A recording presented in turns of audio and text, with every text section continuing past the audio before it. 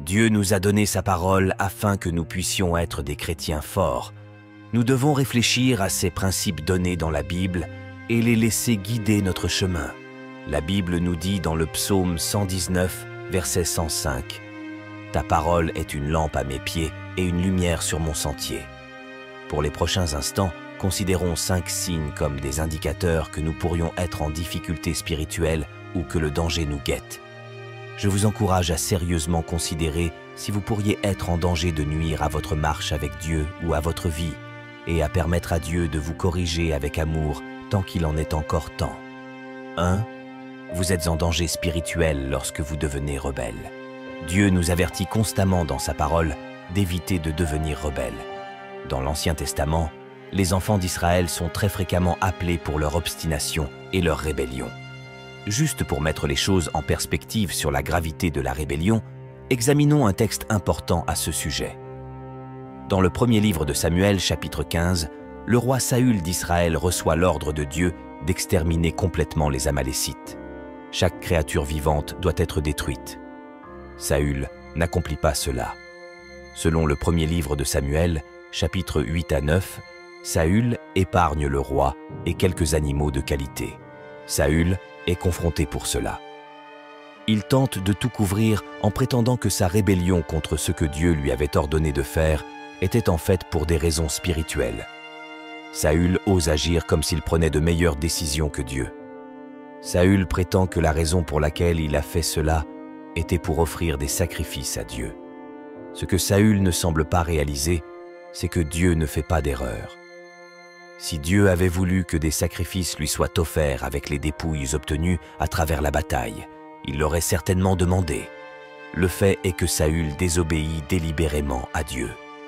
À cause de cela, Samuel est envoyé par Dieu et prononce des paroles dévastatrices à l'adresse du roi Saül. Nous voyons cela au verset 22 à 23 qui disent « L'Éternel trouve-t-il du plaisir dans les holocaustes et les sacrifices comme dans l'obéissance à la voix de l'Éternel? Voici, l'obéissance vaut mieux que le sacrifice, et l'observation de sa parole vaut mieux que la graisse des béliers. Car la rébellion est aussi coupable que la divination, et la désobéissance aussi coupable que l'idolâtrie et l'infidélité. Puisque tu as rejeté la parole de l'Éternel, il te rejette aussi pour que tu ne sois plus roi. » Nous voyons ici que Dieu s'intéresse beaucoup plus à notre obéissance qu'au sacrifice. Le roi Saül apprendrait que Dieu est sérieux lorsqu'il commande quelque chose. Saül est informé que l'Éternel n'est plus disposé à ce qu'il soit roi, et la cause en est le cœur rebelle du roi Saül. Nous pourrions essayer de justifier notre rébellion, mais nous venons de voir que Dieu l'assimile à la divination ou à la sorcellerie. Utilisons cette histoire pour éviter les dangers que la rébellion nous apportera certainement. 2. Vous êtes en danger spirituel lorsque vous devenez orgueilleux. L'orgueil est un thème récurrent dans la Bible.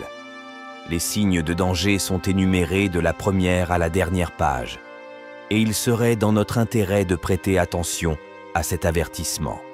La Bible dit dans le livre des Proverbes, chapitre 16, verset 18, « L'orgueil précède la ruine et l'arrogance précède la chute. » Et nous sommes à nouveau avertis dans le livre des Proverbes, chapitre 29, verset 23 que « L'orgueil abaisse l'homme, mais celui qui est humble d'esprit obtient l'honneur. » Soyez assurés que lorsque vous vous surprenez à être orgueilleux, si vous ne vous repentez pas rapidement, vous vous trouverez en danger spirituel. Un endroit rempli d'orgueil est un endroit dangereux. Être rempli d'orgueil est pratiquement une invitation ouverte pour que Dieu vous rabaisse. Pas parce qu'il est méchant, mais parce qu'il mérite seul notre adoration. De nos jours, dans la société, nous voyons des gens qui pensent beaucoup trop d'eux-mêmes. La Bible nous avertit que Dieu s'oppose aux orgueilleux, mais qu'il donne sa grâce aux humbles. Nous avons tous désespérément besoin de la grâce de Dieu, et il est moins enclin à nous la donner lorsque nous sommes arrogants et pleins de nous-mêmes. Cette leçon a été apprise à la dure par un roi célèbre nommé Nabuchodonosor. Dans le livre de Daniel, chapitre 4, versets 28 à 33, Nabuchodonosor a appris que l'orgueil met une personne en grand danger. Il dit « N'est-ce pas cette grande Babylone que j'ai bâtie par ma puissance et pour la gloire de ma majesté ?» Dans son esprit, Il est la meilleure chose qui soit arrivée au monde. Dans son esprit, il a seul construit Babylone. Il n'a aucune idée du fait que c'est Dieu qui place les dirigeants là où ils sont, même dans des nations impies. Tout rang qu'une personne a atteint est parce que Dieu l'a permis. Alors que ces paroles orgueilleuses sortent de sa bouche, Dieu intervient pour intervenir. Il dépouille le roi de tout son style de vie somptueux. À ce moment même, le roi perd la raison et va vivre dans les champs comme une bête sauvage jusqu'à ce qu'il reprenne ses esprits. Étonnamment, à la fin de cela, il vient adorer le seul vrai Dieu. Il a juste dû tout perdre, y compris sa santé mentale, pour être suffisamment humble pour se tourner vers Dieu. Lorsqu'une personne devient orgueilleuse, elle risque de tout perdre. Assurons-nous donc de garder notre orgueil sous contrôle avant qu'un événement comme celui-ci ne se produise dans nos vies. 3. Vous êtes en danger spirituel lorsque vous perdez votre souci des choses de Dieu. Un autre signe que nous pouvons utiliser pour déterminer si nous nous dirigeons vers un danger spirituel est si nous semblons avoir perdu tout intérêt pour les choses de Dieu. Nous voyons ici comment Dieu répond à l'église d'Éphèse concernant leur perte de zèle pour les choses de Dieu. Apocalypse 2, versets 2 à 5 disent « Je connais tes œuvres, ton travail et ta persévérance, et je sais que tu ne peux supporter les méchants. Tu as mis à l'épreuve ceux qui se disent apôtres et ne le sont pas, et tu les as trouvés menteurs. Tu as de la persévérance, tu as souffert à cause de mon nom, et tu ne t'es pas lassé. Mais ce que j'ai contre toi, c'est que tu as abandonné ton premier amour. Souviens-toi donc d'où tu es tombé, repens-toi et pratique tes premières œuvres. Sinon, je viendrai à toi et j'ôterai ton chandelier de sa place, à moins que tu ne te repentes. » Remarquez que cette église est encore mentionnée comme ayant actuellement de bonnes qualités et de bonnes œuvres qui méritent en effet du respect. Leur problème, cependant, est qu'ils commencent à décliner en ceux qui concernent leur passion pour les choses de Dieu. Dieu remarque cette tendance à la baisse et leur dit qu'ils ont besoin de changer. Dieu leur indique qu'ils doivent raviver cet amour qu'ils avaient pour les choses de Dieu comme au début et revenir à ce sommet de la foi. Faisons un examen de cœur. Avons-nous perdu quelque amour pour les choses de Dieu? La lecture de sa parole, la prière ou passer du temps avec le peuple de Dieu ne nous enthousiasme-t-il plus autant? Travaillons à corriger cela tant que nous le pouvons. Dieu veut que nous retournions au jour où nous brûlions d'un désir ardent de connaître Dieu et de le faire connaître aux autres. 4. Vous êtes en danger spirituel lorsque vous êtes distrait. Les gens sont bien conscients que conduire sous l'influence de drogue ou d'alcool est un choix potentiellement mortel pour le conducteur. Il y a des panneaux partout qui supplient les gens de ne pas conduire sous l'influence. Du texto au maquillage en passant par d'autres distractions, il semble que de plus en plus de gens conduisent sur nos routes de manière distraite. C'est dangereux. Spirituellement parlant, nous avons beaucoup de chrétiens qui sont complètement distraits. La Bible parle-t-elle de la distraction? Oui, elle le fait certainement. 1 Pierre 5, verset 8. « Soyez sobres, veillez. Votre adversaire, le diable, rôde comme un lion rugissant, cherchant qui dévorer. Si un lion rôdait dans votre jardin, que feriez-vous? Pire encore, que feriez-vous si ce lion avait accès à votre maison, à votre chambre à coucher, aux chambres de votre famille? Je suis sûr que vous voudriez vous préparer à une telle bataille. Et vous devriez le faire car ce lion existe bel et bien, et son nom est Satan. Nous, en tant que chrétiens, devons être vigilants et anticiper les attaques du diable. Nous devons nous occuper à nous armer pour la guerre spirituelle. La pire chose qu'un chrétien puisse faire est de rester là, endormi ou ivre, pendant qu'un lion rôde à la recherche d'un repas facile. Combattre un lion est déjà assez difficile quand on est préparé, encore plus quand on est pris au dépourvu. Heureusement pour nous, il y a des choses à faire qui nous garderont alertes et nous aideront à nous protéger du danger spirituel. Lire nos Bibles et les étudier avec diligence, prier et aller à l'église sont toutes des façons de rester vigilants. Prêtons attention à l'avertissement clair dans les Écritures de rester vigilants et évitons de nous laisser distraire. 5. Vous êtes en danger spirituel lorsque vous êtes trop confortable. Y a-t-il quelque chose d'intrinsèquement mal à être confortable? Plus de place pour les jambes dans un volume, des draps fraîchement lavés et un lit, une bonne douche chaude. Il n'y a rien de mal à rien de tout cela. Il n'y a rien de mal avec le confort. Cependant, comme beaucoup de choses dans la vie, parfois trop d'une bonne chose peut rapidement devenir une mauvaise chose. Nous avons tendance à devenir un peu gâtés lorsque nous sommes trop à l'aise.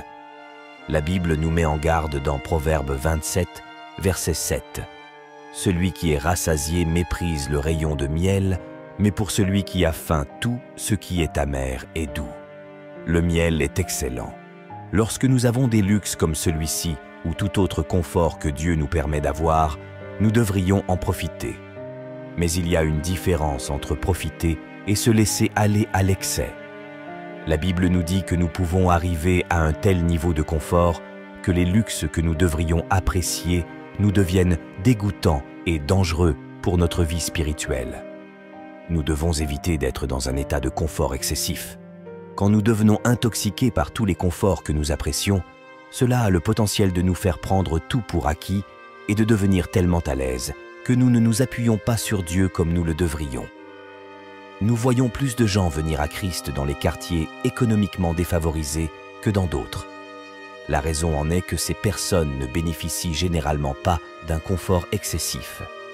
Le fait de vivre sans luxe, voire même sans l'essentiel dans certains cas, pousse les gens à être plus humbles et à reconnaître leurs besoins de Dieu. C'est bien sûr une généralisation. La vérité reste la même. Nous, en tant que chrétiens, devons éviter de devenir trop confortables.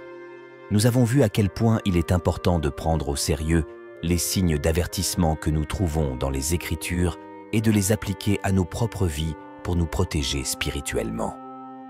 Les signes d'avertissement sont dispersés dans toute la Bible pour notre bénéfice, et nous devrions les prendre à cœur. Laissez la parole de Dieu résonner en vous et vous maintenir sur le chemin de la droiture. Le focus de la vidéo d'aujourd'hui concerne nos habitudes. Les habitudes peuvent révéler des choses importantes sur nos vies. Elles reflètent nos pensées, elles reflètent nos priorités, mais elles reflètent aussi où sont nos cœurs, et votre cœur est toujours en l'un de deux endroits, avec Dieu dans sa volonté et dans l'obéissance à sa parole, ou bien dans le monde et dans les ténèbres. Et les gens pensent toujours que quand nous disons « ténèbres », nous parlons de sorcellerie ou de rituels maléfiques. Les ténèbres, c'est l'absence de Dieu. Vous n'avez pas besoin d'être une mauvaise personne pour être dans les ténèbres. Vous n'avez pas besoin d'être une personne mauvaise pour être dans les ténèbres. C'est un état d'être loin de Dieu. C'est cela les ténèbres. Dieu est lumière. Dieu est vie. Jésus a dit dans Jean 8, verset 12 « Je suis la lumière du monde. Celui qui me suit ne marchera pas dans les ténèbres, mais il aura la lumière de la vie. » C'est pourquoi la Bible dit « Ne vous conformez pas à ce monde. » Parce qu'au moment où vous vous conformez, vous êtes dans les ténèbres. Vous êtes dans les ténèbres parce que vous vous êtes conformé à une autorité qui n'est pas divine.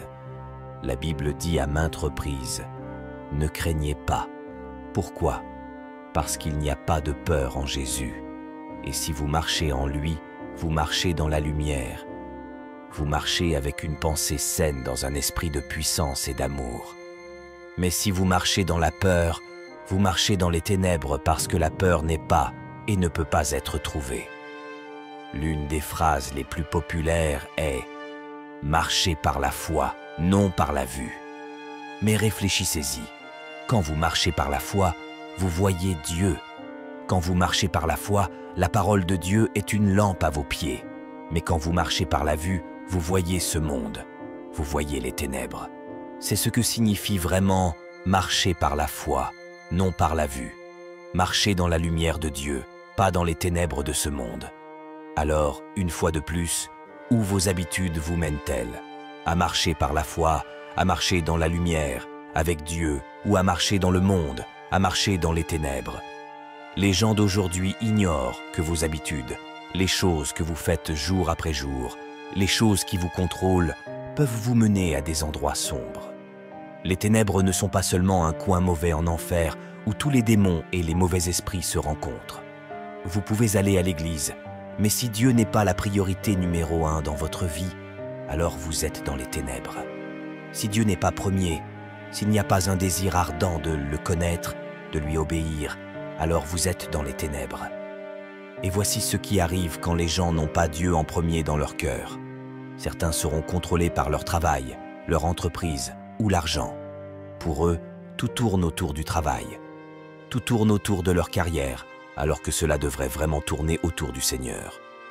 Certaines personnes deviennent esclaves de la jalousie et de l'envie. Si cela semble bon, si cela leur fait du bien, ils le veulent. Et s'ils n'ont pas quelque chose que d'autres ont, alors la jalousie s'installe. Soyez prudents avec vos habitudes. Soyez prudents en ce qui concerne où vos habitudes vous mèneront. La Bible dans Galates 6, verset 9 dit « Ne nous lassons pas de faire le bien, car nous moissonnerons au temps convenable si nous ne nous relâchons pas. Ne vous fatiguez pas de faire le bien quotidiennement. C'est cela, peuple de Dieu, nous devons développer des routines solides qui sont fermement centrées autour de Dieu. » Et l'une des principales habitudes que nous devons développer est la communion quotidienne avec le Saint-Esprit. La traduction amplifiée d'Éphésiens 5, verset 18, dit « Ne vous enivrez pas de vin, c'est de la débauche. Soyez, au contraire, remplis de l'Esprit. » Quand nous sommes remplis du Saint-Esprit, cela signifie que nous sommes toujours guidés par l'Esprit. Cela signifie que nous sommes constamment dirigés par l'Esprit. C'est un état de dépendance. Vous n'êtes plus dépendant de vous-même, ni de vos ressources, ni de votre cercle d'influence, mais vous êtes dépendant du Saint-Esprit jour après jour. C'est pourquoi il est si important d'être rempli du Saint-Esprit. Vous constaterez que lorsque vous êtes rempli du Saint-Esprit, vous êtes plus sensible à la voix de Dieu. Votre cœur devient plus réceptif aux choses de Dieu, aux instructions de Dieu. Avec le Saint-Esprit, vous pouvez lire, apprécier et comprendre la parole de Dieu d'une manière différente que si vous l'essayiez par vous-même. Ainsi, efforcez-vous de faire de cela une habitude. Chaque jour, passez du temps avec le Saint-Esprit. Consacrez ce temps à développer et à construire une relation avec le Seigneur à travers l'aide, la guidance et le leadership du Saint-Esprit. Maintenant, j'espère que vous avez appris quelque chose. Merci de m'avoir écouté. Que Dieu vous bénisse.